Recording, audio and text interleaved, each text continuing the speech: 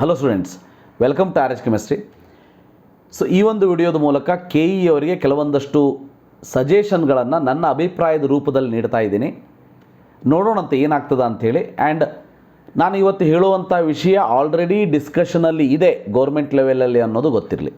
ನಾನು ಇವತ್ತು ಹೇಳೋದಕ್ಕೆ ಹೊರಟಿರುವಂಥದ್ದು KCET ಕೌನ್ಸಿಲಿಂಗನ್ನು ನೀಟ್ ಕೌನ್ಸಿಲಿಂಗ್ಗಿಂತ ಮುಂಚೆನೇ ಮಾಡಬಹುದಾ, ಮಾಡಿದರೆ ಅಡ್ವಾಂಟೇಜು ಡಿಸಡ್ವಾಂಟೇಜ್ ಬಗ್ಗೆ ಡಿಸ್ಕಸ್ ಮಾಡೋಣಂತೆ. ಸೊ ನಿಮಗೆಲ್ಲ ಗೊತ್ತೇ ಇದೆ, ನೀಟ್ ಎಕ್ಸಾಮಿನೇಷನ್ ಮೇ 3ಕ್ಕೆ ಏನಾಗಿತ್ತು ಅದು ಕ್ಯಾನ್ಸಲ್ ಆಗಿ ಜೂನ್ 21ಕ್ಕೆ ರೀನೀಟನ್ನು ಇಟ್ಟಿರುವಂಥದ್ದು. ಇಷ್ಟು ವರ್ಷ KE ಅವರು ಕಂಬೈನ್ಡ್ ಕೌನ್ಸಿಲಿಂಗನ್ನು ಮಾಡ್ತಿದ್ದರು. ಕಂಬೈನ್ಡ್ ಕೌನ್ಸಿಲಿಂಗ್ ಅಂತ ಅಂದರೆ KCET ನೀಟ್, KCET ಅಂಡರ್ ಏನೇನು ಕೋರ್ಸಸ್ ಇದೆ, ನೀಟ್ ಅಂಡರ್ ಏನೇನು ಕೋರ್ಸಸ್ ಇದೆ, ಸೊ ಅವೆಲ್ಲವನ್ನು ಸೇರಿ ಒಂದು ಕೌನ್ಸಿಲಿಂಗನ್ನು ಮಾಡ್ತಿದ್ರು. ಸೊ ದ್ಯಾಟ್ ಕಂಬೈನ್ಡ್ ಕೌನ್ಸಿಲಿಂಗ್ ಆಗಿರೋದ್ರಿಂದ ನೀವು ಆಪ್ಷನ್ ಎಂಟ್ರಿಯನ್ನು ಮಾಡಬೇಕಾದ್ರೆ ನಿಮ್ಮ ಪ್ರಿಯಾರಿಟಿ ತಕ್ಕ ಹಾಗೆ ಫಸ್ಟ್ ಮೆಡಿಕಲ್ ಇದ್ದರೆ ಮೆಡಿಕಲ್ ಆದಮೇಲೆ ಕೆಳಗೆ ಇಂಜಿನಿಯರಿಂಗೋ, ವೆಟ್ರಿನರಿನೋ ಅಥವಾ BSc ಅಗ್ರಿಕಲ್ಚರೋ ಹಾಕ್ತಿದ್ರಿ. ಸೊ ಈ ರೀತಿ ಆಗ್ತಿತ್ತು. ಬಟ್ ಈ ವರ್ಷ ಏನಾಗಿದೆ ಪ್ರಾಬ್ಲಮ್ಮು, ಜೂನ್ 21ಕ್ಕೆ ನೀಟ್ ಎಕ್ಸಾಮ್ ಆಗಿರೋದಕ್ಕೆ ಅದಾದ ಮೇಲೆ minimum 20 to 25 days NEET exam ಎಲ್ಲವೂ ಸುಸೂತ್ರವಾಗಿ ನಡೆದರೆ ನೀಟ್ ಎಕ್ಸಾಮ್ ರಿಸಲ್ಟ್ ಬರೋದಕ್ಕೆ ಮೇ ಬಿ ನನಗನ್ಸೋ ಪ್ರಕಾರ ಜುಲೈ 15ರ ತನಕನೂ ಕೂಡ ಆಗ್ತದೆ. ಜುಲೈ 15 ಆದಮೇಲೆ ರಿಸಲ್ಟ್ ಬಂದ ಮೇಲೆ KE ಅವರಿಗೆ ಆ ರಿಸಲ್ಟ್ ಬಂದು ಸೊ KE ಅವರು ಕೌನ್ಸಿಲಿಂಗನ್ನು ಸ್ಟಾರ್ಟ್ ಮಾಡೋದಕ್ಕೆ ಜುಲೈ ಲಾಸ್ಟ್ ವೀಕ್ ಅಥವಾ ಆಗಸ್ಟ್ ಫಸ್ಟ್ ವೀಕ್ ಆಗುತ್ತೆ. ನೀವೇ ಯೋಚನೆ ಮಾಡಿ, KCET ಕೌನ್ಸಿಲಿಂಗ್ ಏನಾದರೂ ಆಗಸ್ಟ್ ತನಕ ಅಥವಾ ಜುಲೈ ಲಾಸ್ಟ್ ವೀಕ್ ತನಕ ನಾವು ವೇಟ್ ಮಾಡ್ಕೋತಾ ಕೂತ್ಕೊಂಡ್ವಿ ಅಂತಂದರೆ ಏನೆಲ್ಲ ಪ್ರಾಬ್ಲಮ್ ಆಗ್ತದ ಅಂಥೇಳಿ. ಆ ಕಾರಣಕ್ಕೆ ಇನ್ನೂ ಈ KCET ರಿಸಲ್ಟ್ ಬಂದ ಮೇಲೆ ಡೆಫಿನೆಟ್ಲಿ ಗೌರ್ಮೆಂಟ್ ಲೆವೆಲಲ್ಲೂ ಕೂಡ ಡಿಸ್ಕಷನ್ಗಳು ನಡೀತಾ ಇದೆ. ಸೊ ನೀಟ್ ದೂರ ಹೋಗಿರೋದ್ರಿಂದ KE ಅವರು KCET ಅಂತಂದರೆ KCET ಕೋರ್ಸಸ್ ಅಂಡರ್ ಏನಿದೆ, ಸೊ ಅದು ಇಂಜಿನಿಯರಿಂಗ್ ಆಗಿರ್ಬೋದು, veterinary, BSc agriculture, B pharma, pharma D, BSc nursing, ಇವೆಲ್ಲದಕ್ಕೂ ಕೌನ್ಸಿಲಿಂಗನ್ನು ಮೊದಲೇ ಮಾಡಬೇಕಾ ಅನ್ನೋದರ ಥಿಂಕ್ ಮಾಡ್ತಾ ಇದ್ದಾರೆ. ಬಟ್ ಅದಕ್ಕೆ ಸಪೋರ್ಟಿವ್ ಆಗೋ ಹಾಗೆ ನಾನು ಒಂದೆರಡು ಪಾಯಿಂಟನ್ನು ಸೇರಿಸ್ತಾ ಇದ್ದೀನಿ ಅಷ್ಟೇ. ಸೊ ಮೊದಲನೇದಾಗಿ ಈಗಿನ ಸಿಚುವೇಶನಲ್ ರಿಯಾಲಿಟಿ ಏನಿದೆ ಅನ್ನೋದನ್ನು ಅರ್ಥ ಮಾಡ್ಕೊಳ್ಳಿ. KCET ರಿಸಲ್ಟ್ ಯಾವಾಗ ಬರ್ಬೋದು? KCET ರಿಸಲ್ಟ್ ನಿಮಗೆ ಸೆಕೆಂಡ್ ಬೋರ್ಡ್ ಎಕ್ಸಾಮ್ ಏನು ನಡೀತಾ ಇದೆ, ಈಗ ವ್ಯಾಲ್ಯೂಯೇಷನ್ ನಡೀತಾ ಇದೆ, ಅದರದ್ದು 22-23 ಹಾಗೆ ಬೋರ್ಡ್ ಎಕ್ಸಾಮ್ 2 ರಿಸಲ್ಟ್ ಬರ್ಬೋದು. ಅದಾದಮೇಲೆ 26-27 ಹಾಗೆ ನನಗನ್ಸೋ ಬಂದರೆ KCET ರಿಸಲ್ಟ್ ಬರುತ್ತೆ. ಸೊ ಕಾಮೆಡ್ಗೆ ರಿಸಲ್ಟ್ ಮೇ 29ಕ್ಕೆ ಕೊಡ್ತೀನಿ ಅಂತ ಹೇಳಿದ್ದಾರೆ. ಡೆಫಿನೆಟ್ಲಿ ಮೇ 29ಕ್ಕೆ ರಿಲೀಸ್ ಮಾಡಿಬಿಡ್ತಾರೆ. ಆಲ್ರೆಡಿ JE ಅಡ್ವಾನ್ಸ್ ಬರೆದಿದ್ದಾರೆ, JE ಮೇನನ್ನು ಬರೆದಿದ್ದಾರೆ. ಸೊ ನೀವೆಲ್ಲ ಬರೆದಿರುವಂಥ ಎಕ್ಸಾಮ್ ಕೌನ್ಸಿಲಿಂಗ್ ಏನಿದೆ, ಜೋಸಾ ಕೌನ್ಸಿಲಿಂಗ್ ಅಂಥೇಳಿ ಮೇ ಬಿ ಜೂನ್ 3 ಅಥವಾ 4 ಅಥವಾ 5ನೇ ತಾರೀಕಿಗೆ ಸ್ಟಾರ್ಟ್ ಆಗಿಬಿಡುತ್ತೆ. ಇನ್ನು ಆಲ್ರೆಡಿ VIT ಕೌನ್ಸಿಲಿಂಗ್ ನಡೀತಾ ಇದೆ, VIT ಎಲ್ಲರದ್ದು. ಬಿಟ್ಸ್ಯಾಟ್ದವ್ರದ್ದು ಎಕ್ಸಾಮಿನೇಷನ್ ಏನು 25, 26, 27 ಇದೆ. ಅದಾದ ಮೇಲೆ ರಿಸಲ್ಟನ್ನು ಕೂಡ ಇಮಿಡಿಯೇಟ್ ಕೊಟ್ಟುಬಿಟ್ಟು ಜೂನ್ ಫಸ್ಟ್ ವೀಕಲ್ಲಿ ಕೌನ್ಸಿಲಿಂಗ್ ಸ್ಟಾರ್ಟ್ ಮಾಡ್ತಾರೆ.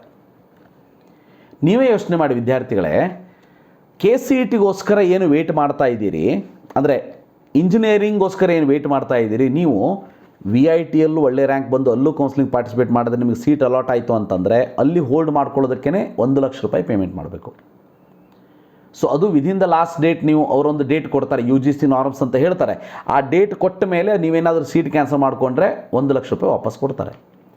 ಬಿಟ್ಸ್ಯಾಟರ್ದು ರೂಲ್ಸ್ ಏನಿದೆ ಮುಂದೆ ಗೊತ್ತಾಗ್ತದೆ. ಜೋಸಾದವ್ರದ್ದು ಕೂಡ ಇದೇ ರೀತಿ ಇರ್ತದೆ. ನೀವು ಲಾಸ್ಟ್ ರೌಂಡ್ವರೆಗೆ ವೆಯ್ಟ್ ಮಾಡ್ಬೋದು, ಅಲ್ಲಿಯ ತನಕ 5th ರೌಂಡ್ ತನಕ ಮಾಡ್ತಾರೆ ಅವ್ರು. ಲಾಸ್ಟ್ ಇಯರ್ 6 ರೌಂಡ್ ಮಾಡಿದ್ರು, ಈ ವರ್ಷ ಏನು 5th ರೌಂಡ್ ಮಾಡ್ತಾ ಏನು ಹೇಳ್ತಾ ಇದ್ದಾರೆ. ಸೊ ಅಲ್ಲಿಯ ತನಕ ನೀವು ಸೀಟ್ ಹೋಲ್ಡ್ ಮಾಡ್ಕೋಬೋದು ಸೀಟ್ ಸಿಕ್ಕರೆ. ಸೊ ಇನ್ನು ಕಾಮೆಡ್ಕೆದವ್ರದ್ದು ಏನು ಪ್ರಾಬ್ಲಮ್ ಇಲ್ಲ. ಸೊ ಕಾಮೆಡ್ಕೆದವ್ರು ನೀವು ಅಡ್ಮಿಷನ್ ತೊಗೊಂಡು ಕೂಡ KCET 3rd ರೌಂಡ್ವರೆಗೆ ವೆಯ್ಟ್ ಮಾಡ್ಬೋದು. ಅದಾದಮೇಲೆ ಕಾಮೆಡ್ಕೆ ಸೀಟ್ ಕ್ಯಾನ್ಸಲ್ ಮಾಡಿಕೊಂಡ್ರು ದುಡ್ಡನ್ನು ವಾಪಸ್ ಹಾಕ್ತಾರೆ. ಆದರೆ KCET ಕೌನ್ಸಿಲಿಂಗೇ ಜುಲೈ ಎಂಡ್ ತನಕ ಹೋಗಿಬಿಟ್ರೆ ಸೊ ಏನಾಗಿಬಿಡ್ತದೆ ಅಂತಂದರೆ ಆಲ್ರೆಡಿ ಮ್ಯಾನೇಜ್ಮೆಂಟ್ದವರು ಅಡ್ಮಿಷನನ್ನು ತೊಗೊಳ್ತಾ ಇದ್ದಾರೆ.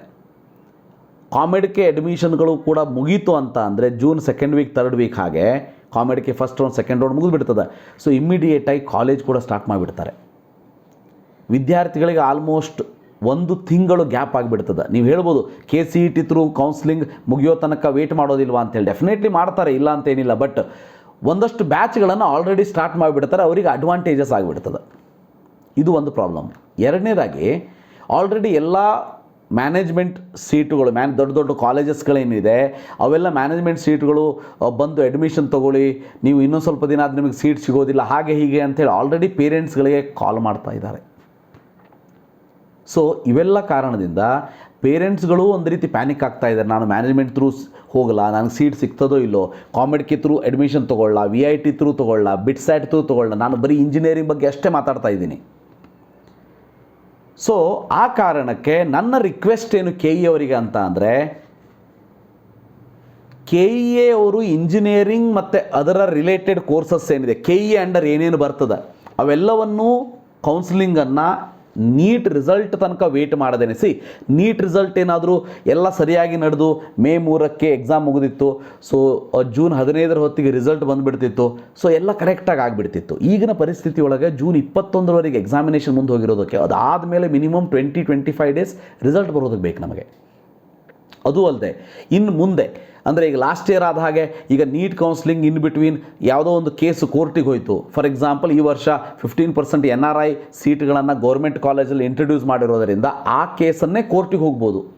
ಯಾಕಂದರೆ ಕೆಲವೊಂದಷ್ಟು ಕಾಲೇಜುಗಳಲ್ಲಿ ಸೀಟ್ ಜಾಸ್ತಿ ಮಾಡಿ 15% NRI ಇಂಟ್ರೊಡ್ಯೂಸ್ ಮಾಡ್ತಾ ಇದ್ದಾರೆ. ಬಟ್ BMC ಅಂತ ಕಾಲೇಜಲ್ಲಿ ಆಲ್ರೆಡಿ 250 ಸೀಟ್ಸ್ಗಳು ಇವೆ. ಸೊ 250 ಸೀಟ್ಸ್ ಇದೆ ಅಂತಂದರೆ 15% NRI ಕೋಟಾವನ್ನು ಎಲ್ಲಿ ಇಂಟ್ರೊಡ್ಯೂಸ್ ಮಾಡ್ತಾರೆ? ಸೊ ಆ ಸೀಟ್ಗಳನ್ನು ಕಿತ್ಕೋಬೇಕಾ ಯಾವುದಾದ್ರು ಒಂದು ಕೆಟಗರಿಯಿಂದ? ಯಾವ ಕೆಟಗರಿಯಿಂದ ಕಿತ್ಕೊಂಡ್ರೂ ಕೂಡ ಫಸ್ಟ್ ಅವ್ರು ಕಣ್ಣು ಹಾಕೋದು ಜನರಲ್ ಮೆರಿಟ್ ಮೇಲೆ.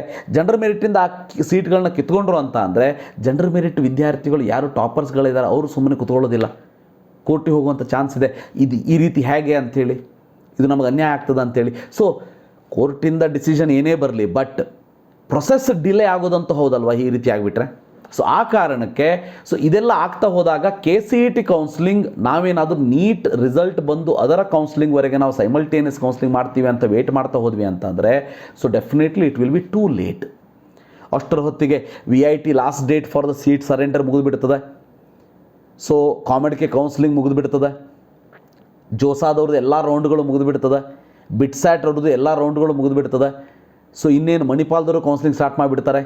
ನ್ಯೂ ಕ್ಯಾಟ್ ಎಕ್ಸಾಮ್ ಮುಗಿದುಬಿಟ್ಟು ನಿಟ್ಟೆದವರು ಕೌನ್ಸಿಲಿಂಗ್ ಸ್ಟಾರ್ಟ್ ಮಾಡಿಬಿಡ್ತಾರೆ. ಸೊ ಆ ಕಾರಣಕ್ಕೆ ಎಸ್ಪೆಷಲಿ ಇಂಜಿನಿಯರಿಂಗೋಸ್ಕರ ಮಾತ್ರ ವೇಟ್ ಮಾಡ್ತಿರುವಂಥ ವಿದ್ಯಾರ್ಥಿಗಳಿಗೆ ಬಹಳ ಲೇಟ್ ಆಗಿಬಿಡುತ್ತೆ. ಈಗ ನಾನು ಮೊದಲೇ ಈ ವಿಡಿಯೋದ ಮುಂಚೆ ಹೇಳಿದ್ದೀನಿ, ಕೆಲವೊಂದಷ್ಟು ವಿಷಯಗಳು ನಾನೇನು ಮಾತಾಡ್ತೀನಿ ಸ್ವಲ್ಪ ಜನರಿಗೆ ಬೇಜಾರಾಗ್ಬೋದು. ಅವ್ರು ಯಾರು ಅಂತ ಅಂದರೆ, ಯಾರು ನೀಟ್ ಆಸ್ಪಿರೆಂಟ್ಸ್ ಇದ್ದೀರಿ, ಯಾರು ನೀಟ್ಗೋಸ್ಕರ ಓದ್ತಾ ಇದ್ದೀರಿ. ನನಗೆ ಗೊತ್ತು ನಿಮ್ಮಲ್ಲೂ ಕೂಡ ಕೆಲವೊಂದಷ್ಟು ಜನ as a plan B KCET ಕೋರ್ಸಸ್ಗಳನ್ನ ಇಟ್ಕೊಂಡಿದ್ದೀರಿ. ಅದು ಇಂಜಿನಿಯರಿಂಗ್ ಆಗಿರ್ಬೋದು, ವೆಟರ್ನರಿ ಆಗಿರ್ಬೋದು, BSc ಅಗ್ರಿಕಲ್ಚರ್ ಆಗಿರ್ಬೋದು, ಇವೆಲ್ಲವನ್ನು ಕೂಡ ಆ್ಯಸ್ ಅ ಪ್ಲ್ಯಾನ್ B ನೀವು ಇಟ್ಕೊಂಡಿದ್ದೀರಿ. ಅದು ಒಳ್ಳೆಯದೇ. ಸೊ ಈಗ ನೀವು ಹೇಳ್ಬೋದು, ಸರ್ ಸೈಮಲ್ಟೇನಿಯಸ್ ಕೌನ್ಸಿಲಿಂಗ್ ಮಾಡಿದರೆ ನಮಗೆ ಯೂಸ್ ಆಗ್ತದೆ, ಹೆಲ್ಪ್ ಆಗ್ತದೆ. ಸೊ ಅದ್ರ ಜೊತೆಗೆ KEAಯಲ್ಲಿ KCETಗೋಸ್ಕರ, ಇಂಜಿನಿಯರಿಂಗೋಸ್ಕರ ಅಥವಾ ವೆಟರ್ನರಿಗೋಸ್ಕರ ಅಥವಾ BSc ಅಗ್ರಿಕಲ್ಚರ್ಗೋಸ್ಕರ ವೇಟ್ ಮಾಡ್ತಾ ಇರುವಂಥ ವಿದ್ಯಾರ್ಥಿಗಳು ನೀವು ಹೇಳ್ಬೋದು, ಸರ್ ಸೈಮಲ್ಟೇನಿಯಸ್ ಕೌನ್ಸಿಲಿಂಗ್ ಆದ್ರೇ ನಮಗೆ ಒಳ್ಳೆಯ ಸೀಟ್ ಸಿಗಬಹುದು, ಇಲ್ಲ ಅಂತಂದರೆ ನೀಟ್ ವಿದ್ಯಾರ್ಥಿಗಳು ಇಲ್ಲಿ ತಮ್ಮ ಸೀಟ್ಗಳನ್ನು ಹೋಲ್ಡ್ ಮಾಡ್ಕೊಂಡು ಬಿಡ್ತಾರೆ, ನಮ್ಮ ಒಂದು ಪಾಸಿಬಿಲಿಟಿಯನ್ನು ಬ್ಲಾಕ್ ಮಾಡಿಬಿಡ್ತಾರೆ ಅಂಥೇಳಿ. ಹೌದು, ನೀವು ಹೇಳೋದು ಕರೆಕ್ಟೇ, ಇಲ್ಲ ಅಂತ ಹೇಳೋದಿಲ್ಲ. ಆದರೆ KE ಅವರು ಇದಕ್ಕೆ ಸಂಬಂಧಪಟ್ಟಾಗ ಕೆಲವೊಂದಷ್ಟು ರೂಲ್ಸ್ ಆ್ಯಂಡ್ ರೆಗ್ಯುಲೇಷನ್ಗಳನ್ನು ತೊಗೊಂಡು ಬರಲಿ. ಸೊ ನನ್ನ ಸಜೆಷನ್ನು, KE ಅವರು 3 round of engineering, veterinary, BSc agriculture ಎಲ್ಲ ಮಾಡ್ತಾರಲ್ವ, 3 ರೌಂಡ್ಸ್ ಮಾಡ್ತಾರೆ. ಮ್ಯಾಕ್ಸಿಮಮ್ ಫಿಲ್ಟರ್ ಔಟ್ ಆಗೋದು ಸೆಕೆಂಡ್ ರೌಂಡಲ್ಲಿ ಆಗಿಬಿಡ್ತಾರೆ. ಯಾರು ಇಂಜಿನಿಯರಿಂಗೋಸ್ಕರನೇ ವೇಟ್ ಮಾಡ್ತಿದ್ದಾರೆ, ಯಾರದ್ದು ಟಾಪ್ ಚಲೋ ರ್ಯಾಂಕ್ ಬಂದಿದೆ, ಅವರಿಗೆ ಯಾರಿಗೆ ಸೀಟ್ ಸಿಕ್ಕವರು ಸ್ಯಾಟಿಸ್ಫೈ ಆಗಿ ಅಡ್ಮಿಷನ್ ತೊಗೋತಾರೆ, ಅಥವಾ ಕಾಮೆಡ್ಗೆ ಮತ್ತು KCETಯನ್ನು ಕಂಪೇರ್ ಮಾಡಿಕೊಂಡು ತಮಗೆ ಎಲ್ಲಿ ಬೇಕೋ ಅಲ್ಲಿ ಅಡ್ಮಿಷನ್ ತೊಗೊಂಡು ಹೋಗಿಬಿಡ್ತಾರೆ, ಅಂಥವ್ರು ಅಟ್ಲೀಸ್ಟ್ 1/3 ಆಫ್ ದ ಸ್ಟೂಡೆಂಟ್ಸ್ ಅಥವಾ at least 50% of the students will get filtered. ಅಂದರೆ ಅವರು ಜುಲೈ ಎಂಡ್ ತನಕ ಯಾಕೆ ವೇಟ್ ಮಾಡಬೇಕು ಸುಮ್ಮನೆ ಅಲ್ವಾ? ಸೊ ಆ ಕಾರಣಕ್ಕೆ ಸೊ KE ಅವರು ಅಥವಾ ಗೌರ್ಮೆಂಟ್ ಅವರು ಇದ್ರ ಬಗ್ಗೆ ಇಂಟ್ರೆಸ್ಟನ್ನು ತೊಗೊಂಡು ನೀಟ್ ರಿಸಲ್ಟ್ ಬರೋ ತನಕ ವೇಟ್ ಮಾಡ್ದೇನೆ, ಆಲ್ರೆಡಿ ಡಿಸ್ಕಷನ್ ನಡೀತಾ ಇದೆ ಇದು. ಸೊ KE ಕೌನ್ಸಿಲಿಂಗನ್ನು KCET ರಿಸಲ್ಟ್ ಬಂದ ಮೇಲೆ ತಮ್ಮ ಎಲ್ಲ ಪ್ರೊಸೀಜರ್ ವೆರಿಫಿಕೇಷನ್ ಎಲ್ಲ ಮುಗಿದು ವೆರಿಫಿಕೇಷನ್ ಸ್ಲಿಪ್ ಕೊಟ್ಟು ಸ್ಟಾರ್ಟ್ ಮಾಡಿಬಿಟ್ರು ಅಂತ ಅಂದರೆ so it will be better this year. ಹಾಗಂತೇಳಿ ನಾನು ಹೇಳೋದೇನು, ಇದಕ್ಕೆ ತಕ್ಕ ಹಾಗೆ ರೂಲ್ಸ್ ಮಾಡಿ. ನೀಟ್ದವರು ಇದರಲ್ಲಿ ಪಾರ್ಟಿಸಿಪೇಟ್ ಮಾಡಲಿ, ಇಲ್ಲ ಅಂತೇನಿಲ್ಲ, ಮಾಡಿಬಿಟ್ಟು ಅವರಿಗೂ KCET ಒಳ್ಳೆ ರ್ಯಾಂಕ್ ಬಂದಿದ್ದರೆ ನೀಟಲ್ಲಿ ಎಕ್ಸಾಮ್ ಹೆಂಗೆ ಆಗ್ತದೇನೋ, ನೀಟ್ ಎಕ್ಸಾಮ್ ರಿಸಲ್ಟ್ ಹೆಂಗೆ ಬರ್ತದೇನೋ, ಸೊ ನಮಗೆ ಸೀಟ್ ಸಿಗ್ತದೋ ಇಲ್ಲೋ ಅನ್ನೋರು ಎಲ್ಲರೂ ಕೂಡ ಇಲ್ಲೂ ಪಾರ್ಟಿಸಿಪೇಟ್ ಮಾಡಲಿ, ಸೀಟನ್ನು ಹೋಲ್ಡ್ ಮಾಡಿಕೊಳ್ಳಿ. ಮಾಡಿಕೊಂಡ್ರೂ ಕೂಡ ನಾನು ಹೇಳೋದು, ಫಸ್ಟ್ ಆ್ಯಂಡ್ ಸೆಕೆಂಡ್ ರೌಂಡನ್ನು ಮುಗಿಸ್ಬಿಡಿ, ನೀಟ್ವರೆಗೆ ವೆಯ್ಟ್ ಮಾಡಬೇಡಿ. First and second round of KEA ಮುಗಿದ ಮೇಲೆ you can do third round of KCET counselling after first or second round of NEET counselling. ಅದು ಸ್ವಲ್ಪ ಲೇಟ್ ಆದರೂ ನಡೀತದೆ, August first week second week ಆದರೂ ನಡೀತದೆ, ಏನೂ ಪ್ರಾಬ್ಲಮ್ ಇಲ್ಲ. ಅಟ್ಲೀಸ್ಟ್ ಸೆಕೆಂಡ್ ರೌಂಡ್ವರೆಗೆ ಯಾರಿಗೆ ಸ್ಯಾಟಿಸ್ಫೈ ಆಗಿದೆ ಸೀಟು KCETದು ಹೋಗಿ ಅಡ್ಮಿಷನ್ ತೊಗೊಂಡ್ಬಿಡ್ಲಿ, ಅವ್ರಿಗೆ ಕ್ಲಾಸ್ ಸ್ಟಾರ್ಟ್ ಆಗೋದಾದರೆ ಆಗಿಬಿಡ್ಲಿಲ್ಲ. ಸೊ ಅದಕ್ಕಿಂತ ಕೆಳಗಡೆ ಇದ್ದವ್ರು ಏನಿರ್ತಾರೆ, ಈಗ ನೀಟ್ ಅವನು ಏನು ಮಾಡ್ತಾನೆ, ಸೀಟನ್ನು ಹೋಲ್ಡ್ ಮಾಡಿ ಇಟ್ಕೊಂಡಿರ್ತಾನೆ. ಸೊ ಹೋಲ್ಡ್ ಮಾಡಿಕೊಂಡಾಗ ಅದಕ್ಕಿಂತ ಸ್ವಲ್ಪ ಕೆಳಗಡೆ ಇರುವಂತಹ ಇಂಜಿನಿಯರಿಂಗು ಅಥವಾ ವೆಟರ್ನರಿ ಅಥವಾ ಅಗ್ರಿಕಲ್ಚರಿಗೆ ವೆಯ್ಟ್ ಮಾಡ್ತಾ ಇರುವಂಥ ವಿದ್ಯಾರ್ಥಿಗೆ ಆ ಸೀಟು ಸಿಕ್ಕಿರೋದಿಲ್ಲ. ಅಂಥವನು ನೀಟ್ ಸೆಕೆಂಡ್ ರೌಂಡ್ ತನಕ ವೆಯ್ಟ್ ಮಾಡಲಿ. ನೀಟ್ ಸೆಕೆಂಡ್ ರೌಂಡ್ ಆದಮೇಲೆ ಆ ವಿದ್ಯಾರ್ಥಿ ಐದರ್ ಈ ಇಂಜಿನಿಯರಿಂಗ್ ಅಥವಾ ನೀಟ್ ಯಾವುದರಲ್ಲಿ ಒಂದು ಸೀಟನ್ನು ತೊಗೊಳ್ಳೇಬೇಕಾ, ಅವನಿಗೆ ನೀಟ್ ಸೀಟ್ ಸಿಕ್ತು ಅಂದರೆ ಇಂಜಿನಿಯರಿಂಗು ವೆಟರ್ನರಿನೋ ಇದೇನು ಸೆಕೆಂಡ್ ರೌಂಡ್ ತನಕ ಇತ್ತು ಇದನ್ನು ಬಿಟ್ಟಲ್ಲಿ ಹೋಗ್ತಾನೆ. ಈಗ ಬಿಟ್ಟಿರುವಂಥ ಸೀಟನ್ನು KE ಅವರು next third round of counselling ಅಂತ ಮಾಡಿ ಅದರಲ್ಲಿ ಪಾರ್ಟಿಸಿಪೇಟ್ ಮಾಡೋದಕ್ಕೆ ಅವಕಾಶ ಕೊಡ್ತಾರೆ.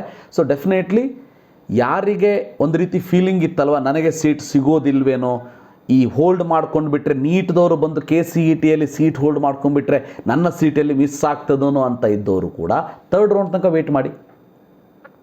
ಸೊ ಯಾರು ನೀಟ್ಗೋಸ್ಕರ ಏನೋ ವೆಯ್ಟ್ ಮಾಡ್ತಾ ಇದ್ದೀರಿ ಅವರು as a second plan B ಅಂತ ಹೇಳಿ KCET ಸೀಟನ್ನು ಹೋಲ್ಡ್ ಮಾಡ್ಕೊಂಡಂಥವ್ರು ಮಾಡ್ಕೊಳ್ಳಿ, ಬೇಡ ಅಂತ ಇಲ್ಲ, ಮಾಡ್ಕೊಂಡಂಥವ್ರು ಸೆಕೆಂಡ್ ರೌಂಡ್ ಆದಮೇಲೆ ಆಟೋಮೆಟಿಕಲಿ ಇಲ್ಲಿ ಬಿಟ್ಟು ಅಲ್ಲಿ ಹೋಗ್ತಾರೆ ಸೀಟ್ ಸಿಕ್ಕರೆ.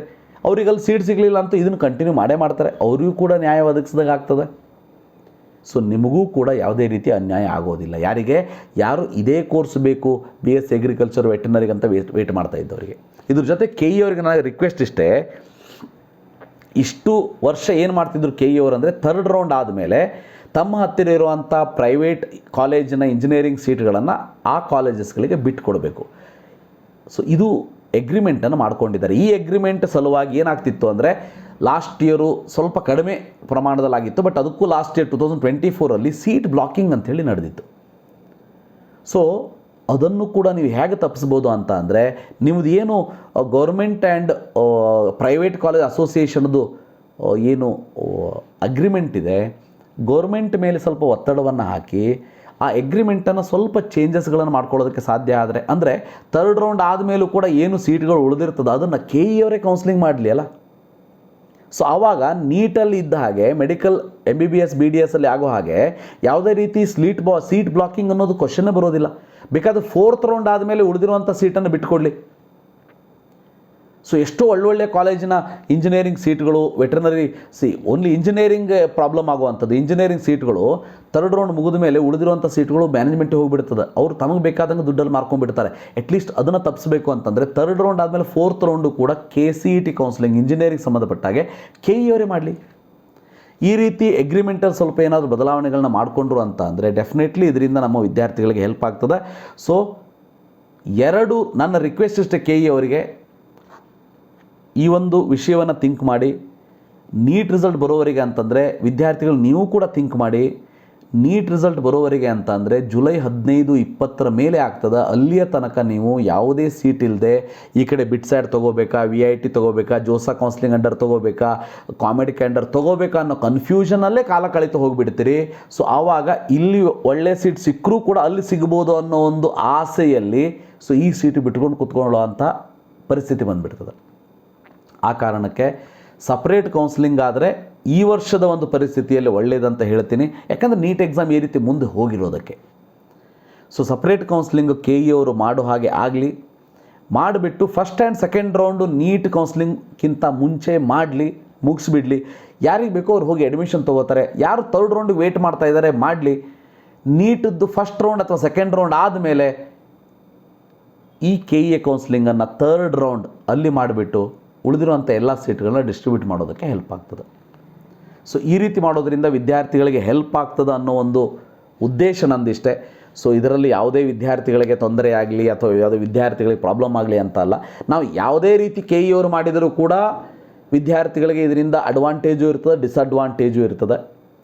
ಸೊ ಬಟ್ KE ಅವರು ಸಪ್ರೇಟ್ ಆದ ಕೌನ್ಸಿಲಿಂಗನ್ನು ಮಾಡಿದರೆ ಈ ವರ್ಷದ ಪರಿಸ್ಥಿತಿಯಲ್ಲಿ ವಿದ್ಯಾರ್ಥಿಗಳಿಗೆ ಜಾಸ್ತಿ ಅಡ್ವಾಂಟೇಜೇ ಆಗಬಹುದು. ಯಾಕಂದರೆ ಎಲ್ಲ ಮ್ಯಾನೇಜ್ಮೆಂಟ್ ಕಡೆಯಿಂದ ಕಾಲ್ ಬರ್ತಾ ಇದೆ, ನಮ್ಮ ಕಾಲೇಜಿಗೆ ಬಂದು ಅಡ್ಮಿಷನ್ ತೊಗೊಳ್ಳಿ, ನಮ್ಮದು ಬಂದುಬಿಡಿ, ಲಘು ಬಂದುಬಿಡಿ, 1,000 1 ಲಕ್ಷ 2 ಲಕ್ಷ ಡಿಸ್ಕೌಂಟ್ ಕೊಡ್ತೀವಿ ಓವರಾಲ್ ಆಗಿ, ಇಲ್ಲ ನಿಮಗೆ ಕಡೆಗೆ ಬಂದರೆ ಮತ್ತೆ ಸೀಟ್ ಜಾಸ್ತಿ ಆಗ್ತದೆ, ದುಡ್ಡು ಜಾಸ್ತಿ ಮಾಡ್ತೀವಿ. ಸೊ ಇವೆಲ್ಲ ಕಡೆಯಿಂದ ಕಾಲ್ ಬಂದಿರೋದಕ್ಕೆ ಪಾಲಕರು ಕೂಡ ಒಂದು ರೀತಿ ಡಿಸ್ಟರ್ಬೆನ್ಸಲ್ಲಿದ್ದಾರೆ. ಸೊ ಇಂಜಿನಿಯರಿಂಗೋಸ್ಕರ ವೇಟ್ ಮಾಡ್ತಾ ಇದ್ದಂಥವ್ರು. ಸೊ ಅದಕ್ಕಾಗಿ ಅವ್ರನ್ನ ಇನ್ನೂ ಜಾಸ್ತಿ ವೇಟ್ ಮಾಡಿಸೋದಕ್ಕಿಂತ ಕಾಮೆಡಿಕೆ ಕೌನ್ಸಿಲಿಂಗ್ ಜೊತೆಗೇ KEA ಕೌನ್ಸಿಲಿಂಗ್ ಸ್ಟಾರ್ಟ್ ಆಗಿಬಿಡ್ತು ಅಂದರೆ ಕಾಮೆಡಿಕೆ KEAದಲ್ಲಿ ಯಾವುದು ಬೇಕೋ ಅದನ್ನು ತೊಗೋಬೋದು ಅವರು. ಈ ಕಡೆ ಬಿಟ್ಸ್ಯಾಟ್ VIT ಜೋಸಾದಲ್ಲಿ ಏನು ಪಾರ್ಟಿಸಿಪೇಟ್ ಮಾಡ್ತಾಯಿದ್ದಾರೆ ಅವರಿಗೂ ಕೂಡ ಹೆಲ್ಪ್ ಆಗ್ತದೆ ಅಂತ ಹೇಳ್ತಾ ಈ ಒಂದು ವಿಡಿಯೋವನ್ನು ಇಲ್ಲೇ ಮುಗಿಸೋಣಂತೆ. ಸೊ KEA ಅವರು ಇದ್ರ ಬಗ್ಗೆ ಗಮನ ಹರಿಸಲಿ, ತಮಗೆ ಯಾವುದು ಸರಿ ಕಾಣಿಸೋ ಅದನ್ನು ಮಾಡಲಿ, ಆದರೆ ವಿದ್ಯಾರ್ಥಿಗಳಿಗೆ ಹೆಲ್ಪ್ ಆಗೋ ರೀತಿಯಲ್ಲಿ ಬಹಳ ಲೇಟು ಆಗಬಾರ್ದು. ಮುಂದೇನಾಗ್ಬಿಡ್ತದೆ, AICTE ಅವರು ಆಗಸ್ಟ್ 15ಕ್ಕೆ ಲಾಸ್ಟ್ ಟೈಮ್ ಕೊಟ್ಬಿಟ್ಟಿದ್ದಾರೆ, ಕೊಟ್ಬಿಡ್ತಾರೆ last date for the admission ಅಂತೇಳಿ. ಸೊ ಆಗಸ್ಟ್ ಫಸ್ಟ್ ವೀಕಲ್ಲಿ ಕೌನ್ಸಿಲಿಂಗ್ ಸ್ಟಾರ್ಟ್ ಆಗಿಬಿಡ್ತದೆ. ಆವಾಗ ಏನು ಮಾಡ್ತದೆ, ಎಲ್ಲ ರ್ಯಾಪಿಡ್ಡಾಗಿ ಬಂದರೆ ಭಾಳ ಫಾಸ್ಟಾಗಿ ಕೌನ್ಸಿಲಿಂಗ್ ಮಾಡೋದಕ್ಕೆ ಹೋಗ್ತಾರೆ. ಆವಾಗ ವಿದ್ಯಾರ್ಥಿಗಳಿಗೆ ಗೊತ್ತಿರಲಿ, ನಿಮಗೆ ಆಪ್ಷನ್ ಎಂಟ್ರಿಗೂ ಟೈಮ್ ಸಿಗೋದಿಲ್ಲ. ಆಪ್ಷನ್ ಎಂಟ್ರಿ ಮುಗಿದು ಸೀಟ್ ಅಲಾಟ್ ಆದಮೇಲೆ ಅಡ್ಮಿಷನ್ ತೊಗೊಳೋದಕ್ಕೆ 2 ದಿವಸ 3 ದಿವಸ ಟೈಮ್ ಕೊಟ್ಟರೆ it is very difficult for the students to get admission into the allotted college. So ಅದಕ್ಕಾಗಿ ಹೇಳ್ತಾ ಇದ್ದೀನಿ. So at least first and second round ಮಾಡಿ ರೆಡಿ ಇಟ್ಕೊಂಡು ಯಾರಿಗೆ ಬೇಕೋ ಅವ್ರು ಅಡ್ಮಿಷನ್ ತೊಗೊಂಡಿರ್ತಾರೆ. ಥರ್ಡ್ ರೌಂಡಿಗೆ ಹೋಗೋರು ಸ್ವಲ್ಪ ವೇಟ್ ಮಾಡಲಿ. ವೇಟ್ ಮಾಡಿದ ಮೇಲೆ NEET first and second round ಆದಮೇಲೆ KEA ಥರ್ಡ್ ರೌಂಡನ್ನು ಮಾಡಿಬಿಟ್ರು ಅಂತ ಅಂದರೆ ಎಲ್ಲವೂ ಕೂಡ ಸರಿ ಆಗಬಹುದು ಅನ್ನೋದು ನನಗಿರುವಂಥ ಎಕ್ಸ್ಪೀರಿಯನ್ಸಲ್ಲಿ ಒಂದು ಚಿಕ್ಕ ಮಾತನ್ನು KEA ಅವರಿಗೆ, ಅಂದರೆ ರಿಕ್ವೆಸ್ಟನ್ನು KEA ಅವರ ಮುಂದೆ ಇಡ್ತಾ ಇದ್ದೀನಿ. ನೋಡೋಣ ಅಂತ ಏನಾಗ್ತದೆ ಅಂಥೇಳಿ. So thank you for watching. Have a nice day.